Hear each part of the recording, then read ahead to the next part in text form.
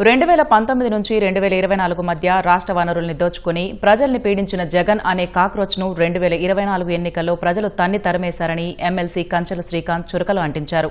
జగన్ తన ప్రెస్ మీట్లతో ప్రజలకు మంచి కామెడీ అందిస్తున్నారని ఎద్దేవా చేశారు. అత్యంత పారదర్శకంగా నిర్వహించిన డీఎస్సీపై అనవసర విమర్శలు మానుకోవాలని జగన్కు సూచించారు.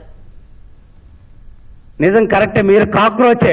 మన వంట గదిలోకి దూరి దొంగతనంగా మన పదార్థాలన్నీ తింటుంటే ఆ బొద్దింకలని ఏ విధంగా హిట్ కొట్టి చంపుతామో ఆంధ్రప్రదేశ్ రాష్ట్ర ప్రజలు కూడా నువ్వు కాక్రోచ్ లాగా దూరి 2019లో 19 నుంచి 24 మధ్య రాష్ట్ర వనరుల్ని ప్రజలందరినీ దోచుకు తింటుంటే 2024లో ఓటు అనే హిట్ కొట్టి నిన్ను 11 సీట్లకు కొట్టి ప్రతిపక్ష హోదా కూడా లేకుండా చేశారు. కాబట్టి నువ్వు కాక్రోచ్ వే జగన్మోహన్ రెడ్డి గారు ఒప్పుకుంటాం.